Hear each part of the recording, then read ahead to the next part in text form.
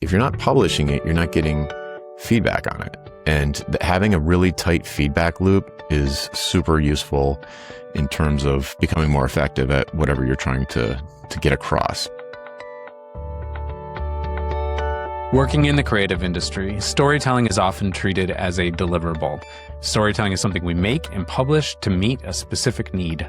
Sometimes that work is grounded in strategy, which is better. We spend some time up front making some initial choices and clarifying our ideas before we launch. But it's easy for that process to become linear, moving forward without much space to listen or respond to the people around us. That's why I think it's so important that we treat storytelling as an ongoing cycle. Share ideas, pay attention to how people respond, and let that feedback shape what comes next. When we work this way, storytelling becomes less about precise delivery and more about building shared clarity over time. That cycle is how I've gotten to know today's guest, Jonathan Stark.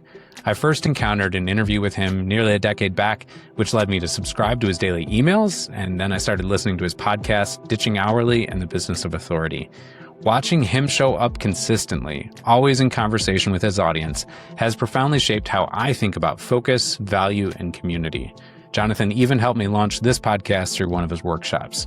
So, Jonathan, I was only half joking in my invitation email when I said maybe I should call this episode Full Circle or something like that.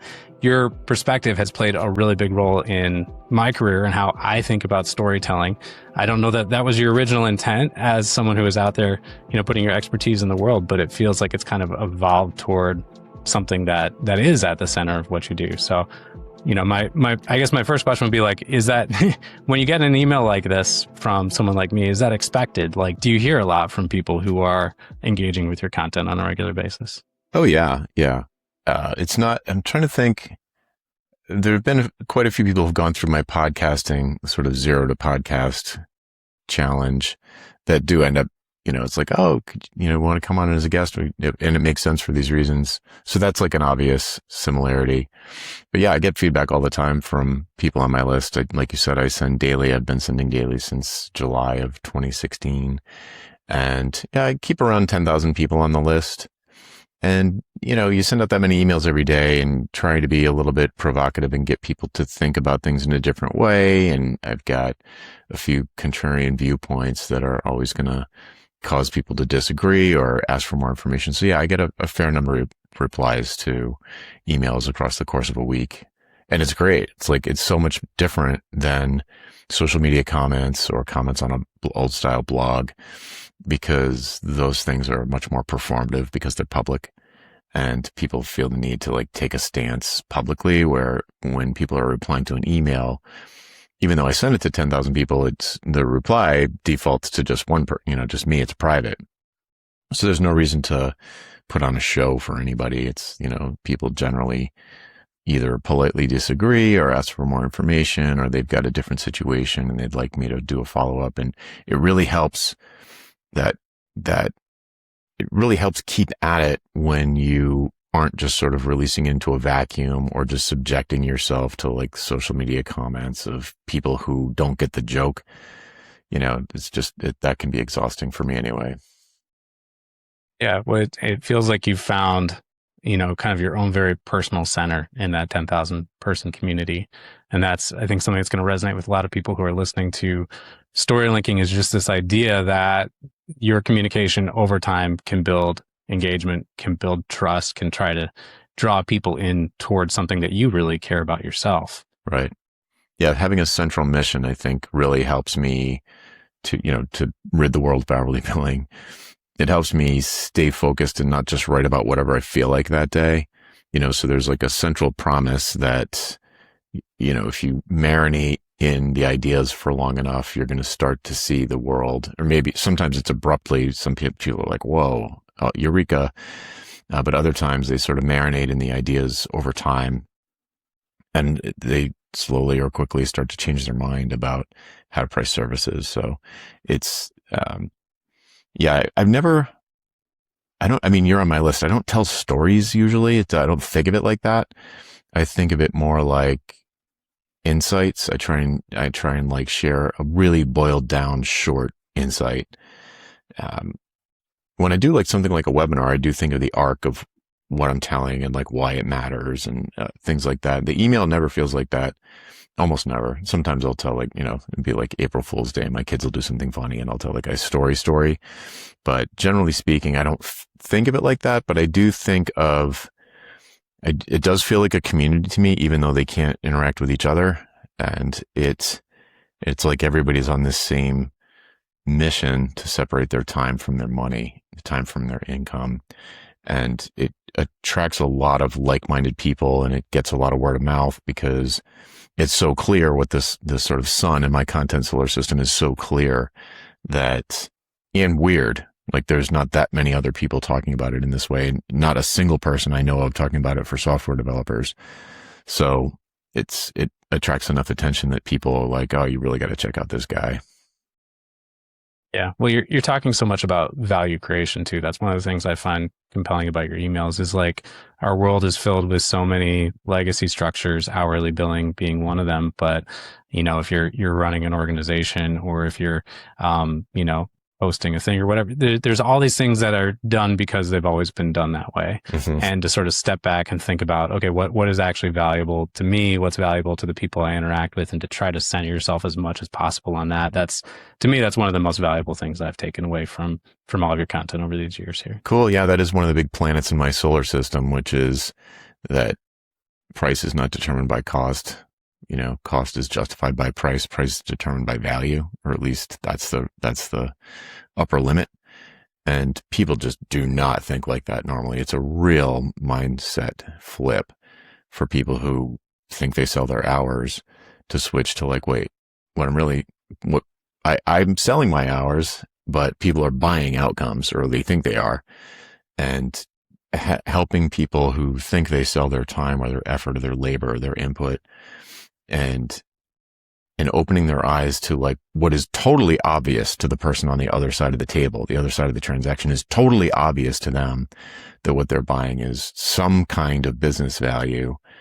And, the fewer hours it takes, the better. Like we don't care about hours. It's like, it's hilarious too, because so many, like as a buyer, you almost never care about hours when you're buying something. And there's not even that many cases where you're in that sort of a situation, maybe like house repairs or something like that. There's not that many situations where the average person is going through their day and getting estimates for how long something's going to take and like some price tag being attached to that almost in an arbitrary fashion almost. So it's really obvious to people as a buyer that you're not buying hours. But for some reason, it just like is not obvious when you're on the other side of the table. And it's like, hey, I put in the time, you owe me the money. It's like, yeah, but I have nothing to show for all the time you put in. It's worthless.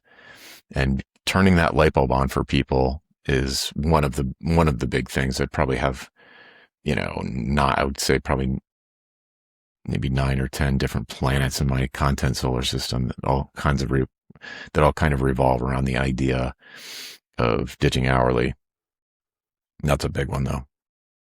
So you've used the word system a couple times. How important is it to you to have a system, like not just a system of ideas, but systems for collecting content, for publishing, to make this something that can really flow over time and be sustainable?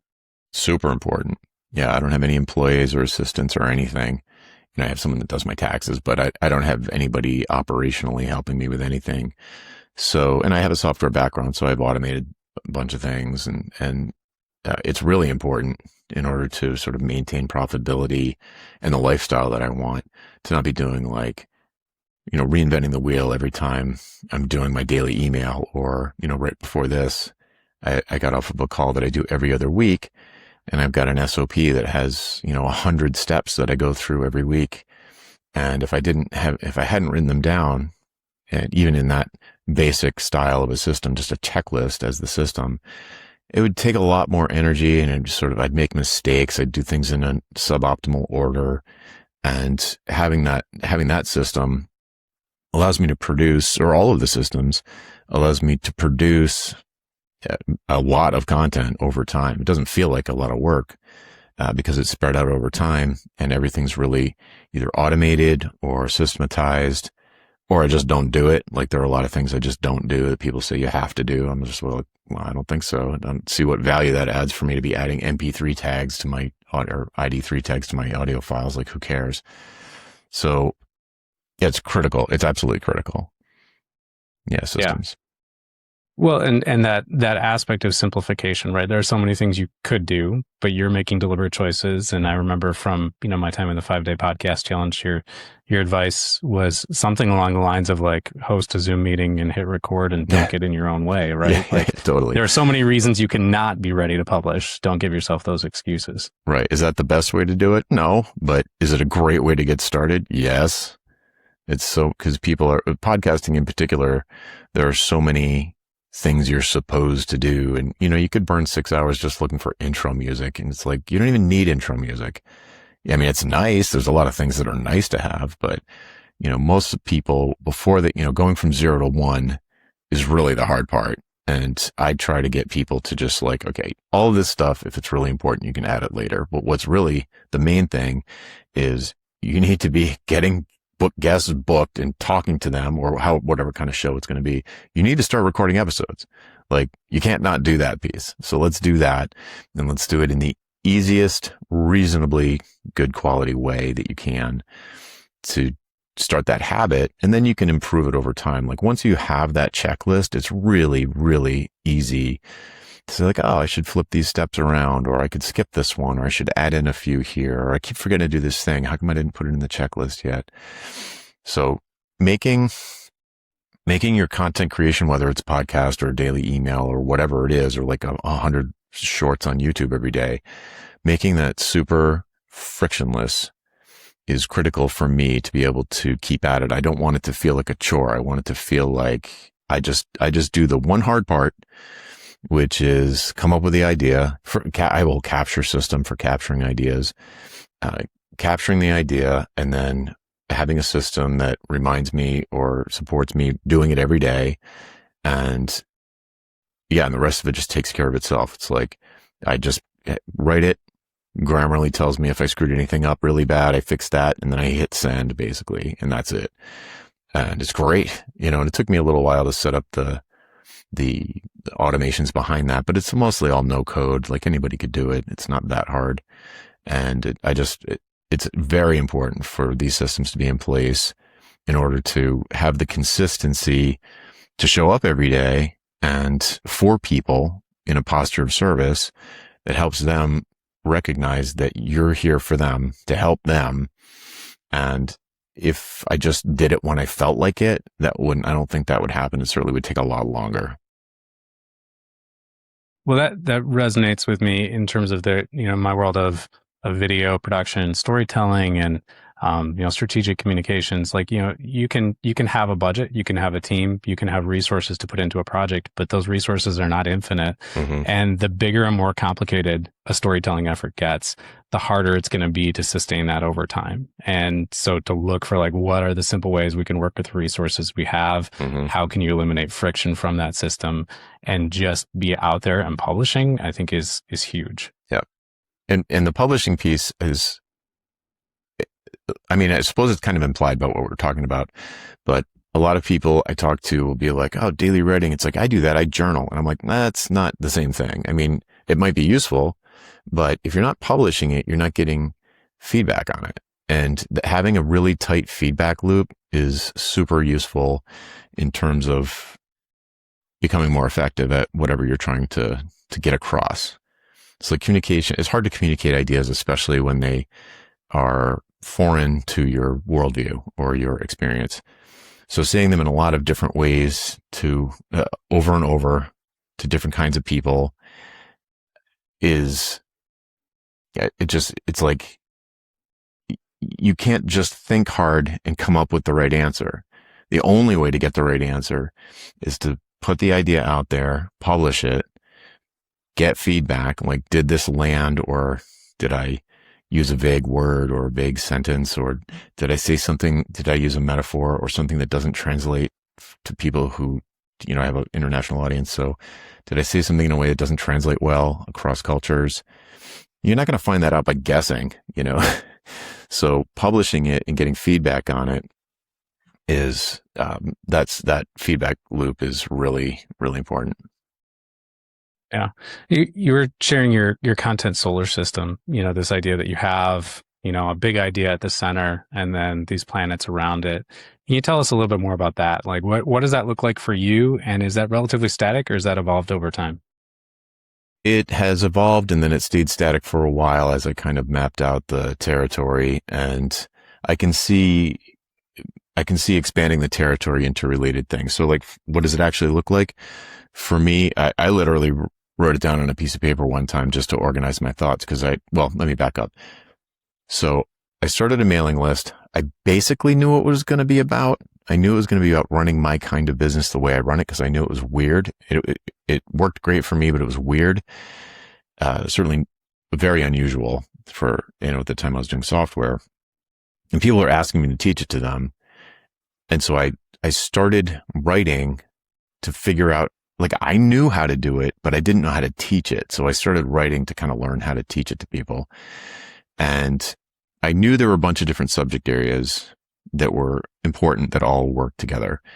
And probably the three key ones are pricing, of course, which is huge, but positioning, which is, sort of a strategic marketing, and publishing, like we've already been talking about. And then underneath each one of those planets, or around those planets, there's a bunch of moons. Like, publishing could be, tactical discussions around how to set up a daily email list, how to maintain it, how to capture enough ideas to send out. Or the podcast could be under publishing. And it's like, well, how do you do that in a way that you'll stick with it? Do you need a co-host? Do you not need a co-host? They're like little detail type things. But I can write about, co-hosting a podcast one day, and then on the other side of the universe, how to value price a 6-month project. And it'll make sense to the reader, because everything is revolving around this central gravitational pull of the theme of ditching hourly. So in 2016, I could have told you the list of things I was going to talk about. I couldn't have told you what the central theme was. As obvious as it is to me in retrospect, I couldn't have told you back then. I thought it was one of the planets. Value pricing seemed like the thing that was the most weird, the most confusing to people, the thing that needed to be described the most. And it's way up there, but I kept finding myself writing about things that did not fall under that category. And I'm like, okay, this can't be the central theme. So then I sort of splashed around looking for it. And eventually I was getting interviewed just like this. And someone was like, well, what are you the one and only of? And I was like, well, I'm kind of like the ditching hourly guy. And then it was like, boom, light bulb went on. And I was like, oh, that's it. Duh. I mean, I literally have a podcast called that, and I did at the time, but it never occurred to me that that was the sun. But once I figured that out, then it was kind of like Copernican revolution for me. It's like, instead of a bunch of difficult math to figure out how everything organized with the Earth as the center, it's like I had the wrong planet in the center. So it really made writing weird. Like, what promise am I making to people? Like, if they sign up for the list, what are they going to get out of it? And it's not a list about how to value price projects. So you could have a list just dedicated to that, but that's not the limit of mine. So then once I figured that out, then things fell into place very quickly. And that was probably like 2 years in. So it did not happen right away. But the combination of writing about it every day and talking about the ideas and publishing them led me to that realization. And then it made my life a lot easier. And like I said, now at this point, I expect to be repeating myself quite a bit, but there are times when I'm like, I am writing the same email I wrote 2 years ago. So what are the next group of planets that I might bring in? Like productivity, I don't usually talk about, but it is another key piece, especially if I'm talking to people who are mostly soloists or very small firms and don't want to grow by hiring.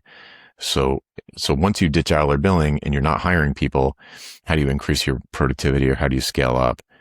And so that's becoming like a thing that that I have been talking about more. So yes, it was, asteroids will get pulled into the system and perhaps turn into a planet.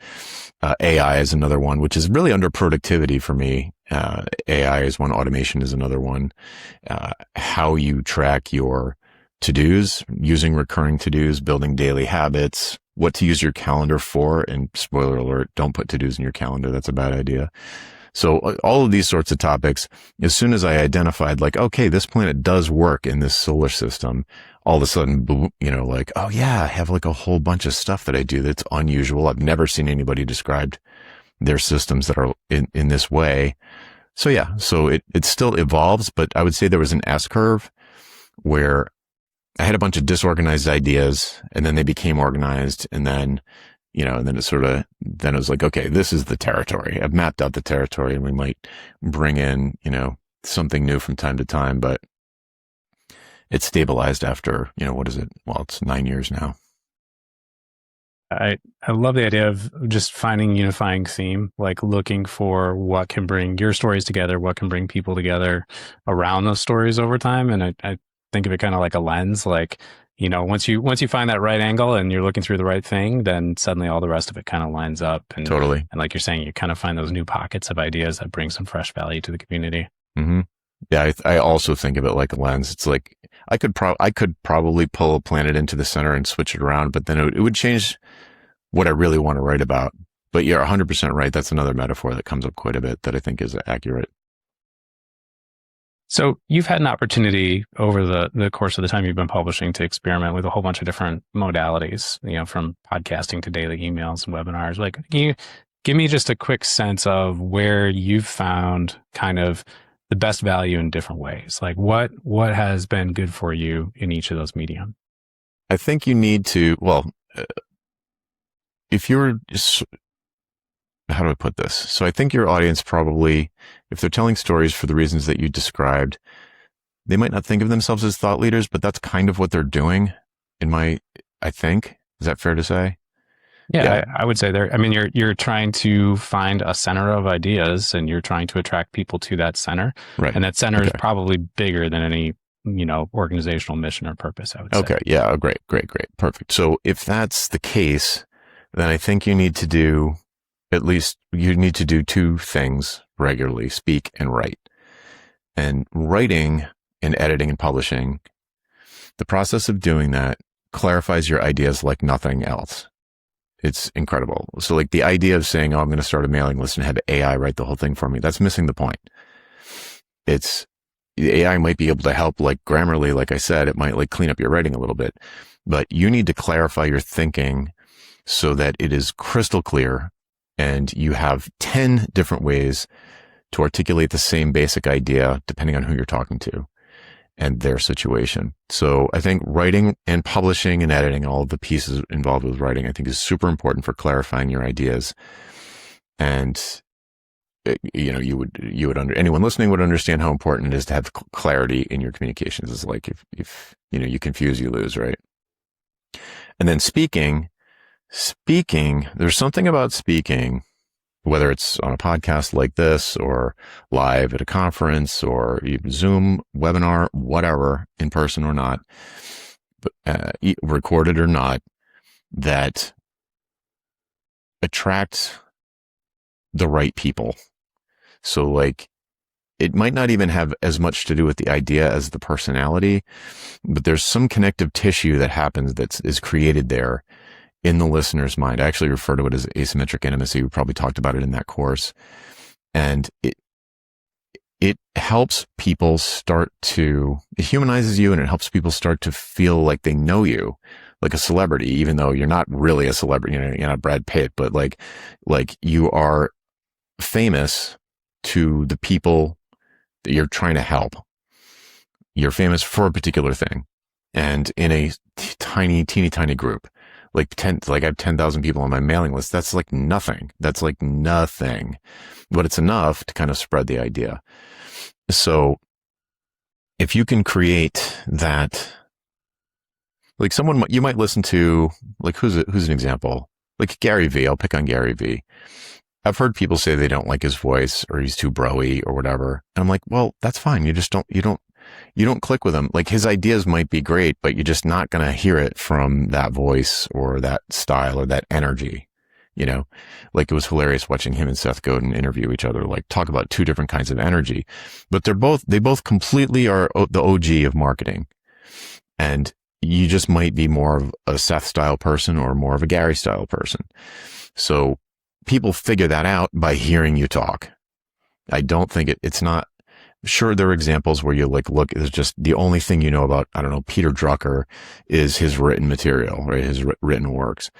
But there's something about hearing someone talk like directly in your ears, like your earbuds, right? You're walking around doing the dishes and this person is like, so you're not really technically connecting with them, but your brain reacts as if you're connecting with them. And it just helps build authority and trust like crazy.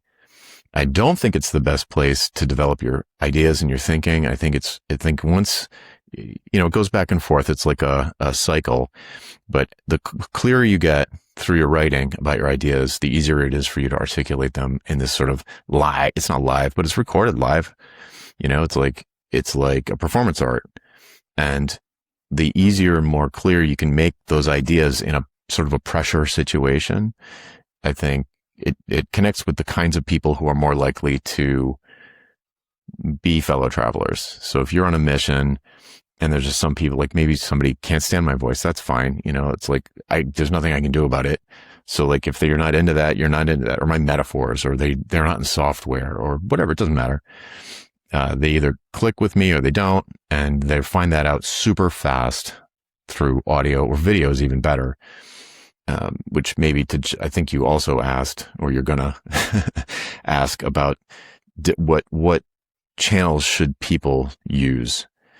And I think as long as you're doing something where you're writing, editing, and publishing regularly, at least weekly, and you're doing some kind of speaking, whether it's webinars, podcasts, live events, whatever, pick one from both of those categories, from each of those categories, and do the one that's the easiest for you.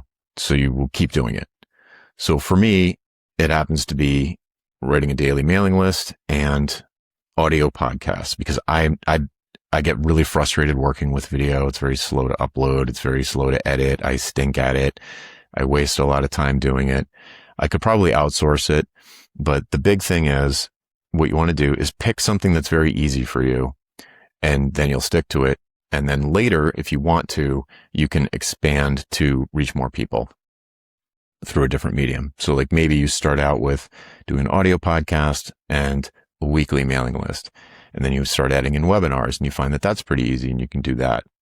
But regardless, just find something that's easy, that you're natural at, or could become a natural at, and stick with one writing and one speaking channel.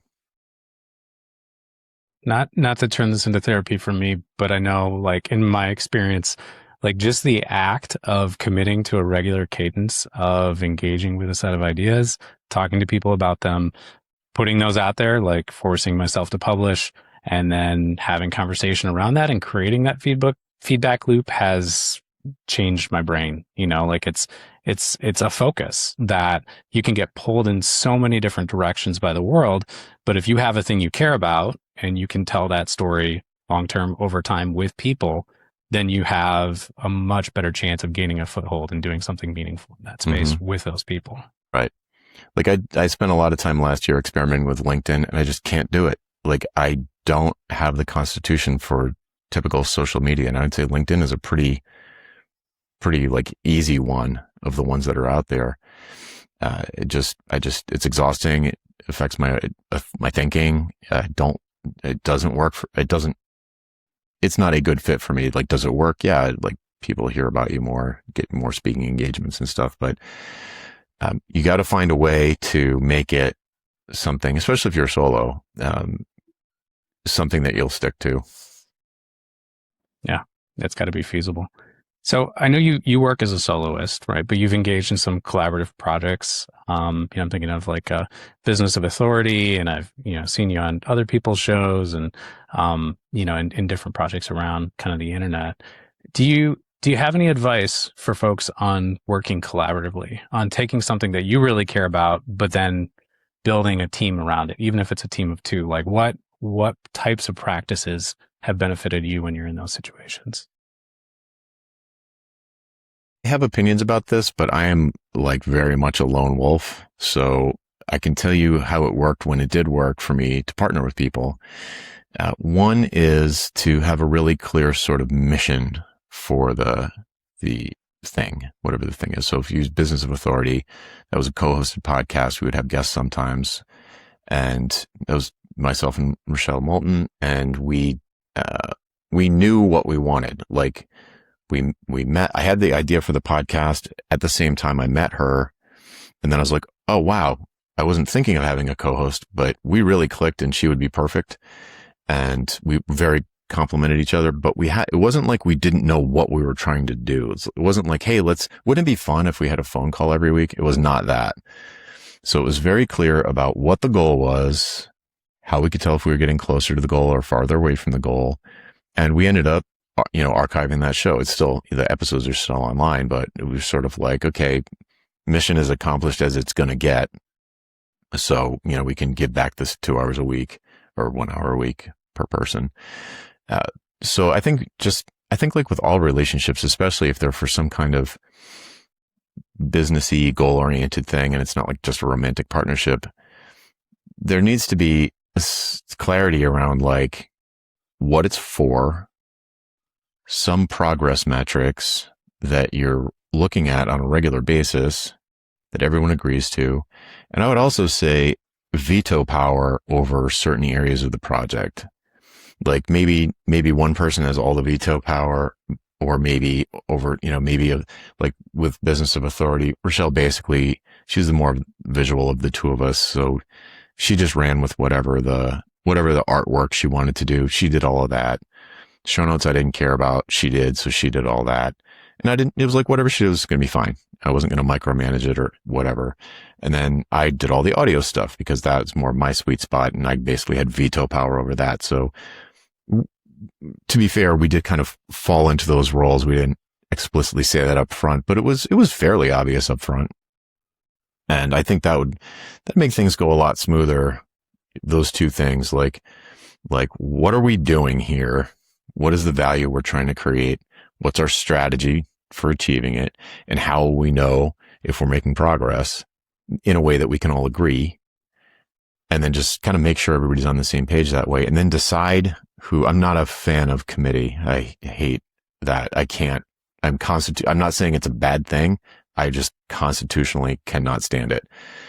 I need to either be told what to do or I'm telling someone what to do, period. I don't want to debate how should we do this. Like, yes, we could have a talk about what are the different ways to do this, but I always want to know whose decision it is. And I don't know if this is true for everyone or if it's just me. I don't mind taking orders, but I don't want to wonder who's making the final decision. And I definitely don't want to vote on it. I'm not interested in I want a leader, whether it's me or someone else. Yeah, no, I think the most functional communities I've worked with, you have strong leadership. It might be informal in some ways, but you have someone with convening capacity who can convince people to come to a table, who can make a decision, who can see that decision through to some degree. And some aspects of that might be deferred to other people, but like you have that kind of clarity you're talking about. It's not just let's talk about it until eventually something happens. Yeah. You need like a legit real mission statement and someone who owns it. Yeah. So taking that kind of organizational perspective, I think about this stuff a lot we've talked about how I think for both of us, like, engaging in the act of telling a story through multiple channels over time, like that helps you to become clear about things. It helps you to refine your positioning. It helps you to build connection. Do you see that as an opportunity? So thinking of the audience here are, organizational leaders, storytellers who are interested in community. Like, do you think this stuff as a cycle can help people to, I don't know, understand the world as it changes and keep bringing people together toward a moving target? Not sure I understand the question. Do you mean the sort of gardening style of every day do a little bit, or do you mean the writing specifically? I mean the everyday do a little bit and establish a feedback cycle. Like if we're out there and we're telling the story and you're getting feedback from your community, can that play back into that mission and purpose? But yeah. I mean, it's like when you drive the car, you don't just like set your hands here and not move them. You're getting feedback from the road and and you're trying to get somewhere. So I think if you you can't like decide in advance every little detail of how to get there. And when you take that metaphor and you think of it purely in a storytelling or a messaging capacity, you just don't know what you're going to encounter along the way. Like no plan survives contact with the enemy. Like you might have an idea or an insight or a mission or a vision, any of these things, but that doesn't mean you have a clear step-by-step map and itinerary of what's going to happen everywhere along the way. And especially if you're doing something that has to be done in a group where it's just too much, it's just not the kind of thing a solo person can do, then yeah, I mean, you've got so many other, I think having tight feedback loops, extreme clarity around what winning is, like what is the success metric that what mission are we on? Like what is the destination? Like if everybody some people think we're going to New York and some people think we're going to LA, that's going to be a tough project. But if everybody knows we're going to LA or a specific, everyone knows we're going to the Hollywood Bowl. All right, how do we get there? And we can fight about how to get there. That's fine. As long as we have the extreme clarity of where we're trying to go. How do we know we're growing or progressing or winning, or, how do we know we're on track toward our goal? And it's such a huge communication problem internally and externally with the people you're trying to lead. Having a vision that is clear and concise enough that you could pull everyone in the organization and they could say back to you verbatim, when it absolutely positively has to be there overnight. Like every FedEx employee could have told you that. So owning that and making it just so boiled down and clear and memorable that the sort of commander's intent idea, so that all of the people who are helping with this mission, they can make almost like strategic decisions, or at least informed by your strategy. They're probably making 100 or 1,000 decisions a day about something that needs to be done. They can't run everything by the boss, because that'll just turn into a bottleneck. But if they have the commander's intent, if they have the success, like this is the way we're trying to achieve, and this is the way these are the things we're going to do, and these are the things we're not going to do. And it's just a concise, high level encapsulation of that. Then they can make great decisions without any feedback from anyone. So, and how do you get there? I think you probably get there. Maybe there's some, geniuses out there who have this like flash of insight and they're just like great at doing this without getting feedback from people initially, but I'm not one of them.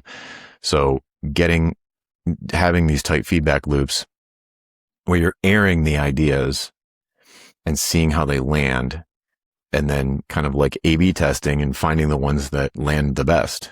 I don't care what words I use as long as the idea is communicated, and the person who's listening, it affects them in a way that changes their actions in a positive direction. So like if I'm saying stuff and nobody's taking action, well, I could have just said nothing and nothing would have changed. So you want people to be able to take action, and good action, based on what you communicated. So, massive, massive clarity, conciseness. And I don't know how you get there without a lot of at-bats. Yeah. Well, it starts with that sun, right? Getting clear on what you think is at that center of meaning, and then all the other ideas that orbit around that, and giving people the opportunity to kind of play in that space, I think. And, the story of a cause, I think, is going to be bigger than any one person and any one organization. And so it's how can you make that clear to everyone? How can you make that owned by everyone? And then how can you make it really easy to tell stories in that space and get started? And I think there's a lot of similarity between the types of activities that help a solo entrepreneur in that space and the types of activities that help, understaffed nonprofit or for-profit or whatever. Everyone's got to be a part of it. Yeah, I agree. I mean, I feel like I don't have any employees, but I still feel like I'm on a mission, and it's attracting missionaries. It's like, did Gandhi have staff? Not that I'm not comparing myself to Gandhi, but I don't think he had staff, but we still know who he is. There's just like this idea and this commitment to the idea. And yeah, I don't think it's like at the end of the day, it's like you're communicating with humans, or what are you even doing? Like you're communicating with humans. So whether they work for you officially, or they're doing it on their own or pro bono or whatever, if you can't communicate clearly and concisely, it's going to be a lot harder, a lot more inefficient. And I think just like daily repetition is a great way to get concise, clear messaging. Absolutely. As we're wrapping up here, what advice would you have for someone who might be listening to this and is thinking about getting out there, but is hesitating, sees the barriers, hasn't quite got to that first blog post, that first episode, whatever their format's going to be in telling a story they really care about? If you have already made the decision to do it and don't know how to get started, let's say you haven't made the decision yet, I would sign up for somebody's daily mailing list or somebody's podcast and notice, after being there a month or two, notice how it affects you.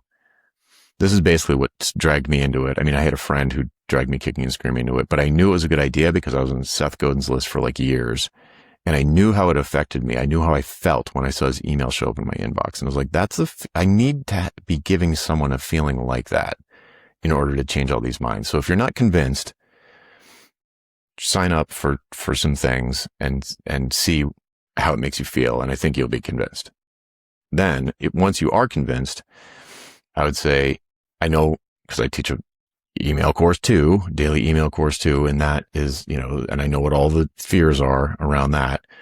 One of the big ones is that I won't have enough ideas to write every day. And this one's easy to get rid of. This one's easy to disprove. I just tell people, all right, well, like, give yourself 15 minutes and write down as many ideas as you can, just like a title or a subject line, not the whole thing.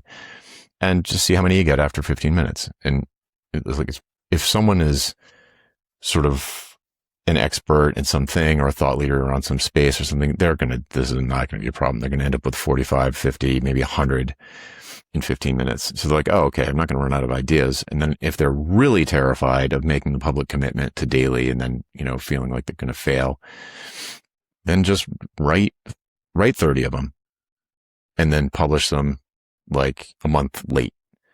So you've always got this buffer, or 7 or 5, whatever makes you feel comfortable.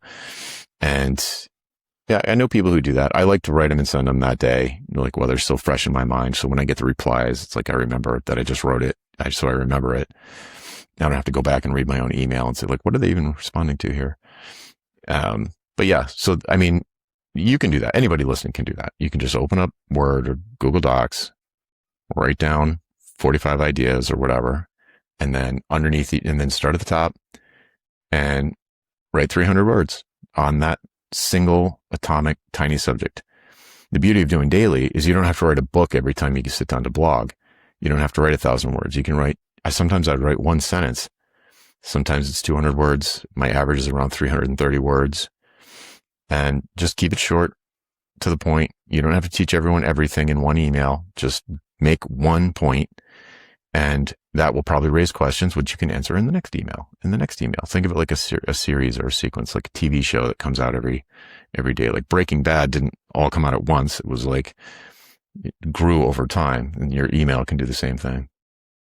Well, no one would have watched Breaking Bad if it was a 60-hour movie when it first released either. Yeah, exactly. Yeah. Great. For folks who are interested in learning more about what you do or your perspective on daily emails, podcasting, value-based pricing and ditching hourly, what's the best way to find you?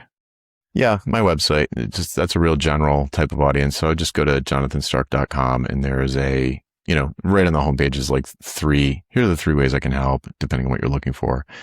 So that's the best place to start. Wonderful. Thank you so much, Jonathan, for coming on and talking to me. Like I was saying in my email, you've played a huge role in helping me to shape so many aspects of what I'm doing now. And there's not many emails I will read at 6:30 in the morning when they pop into my inbox. Yours is one of them. So I just can't thank you enough for all that you do. I appreciate it. Thanks. That's encouraging. All this typing is helping. One of the reasons I've followed Jonathan's work for the better part of a decade is that I really appreciate the way he consistently shows up and leads his community in conversation around ideas. I'm genuinely happy to be on his mailing list because he shares generously, keeps evolving his thinking in public, and consistently elevates the diverse perspectives of his audience.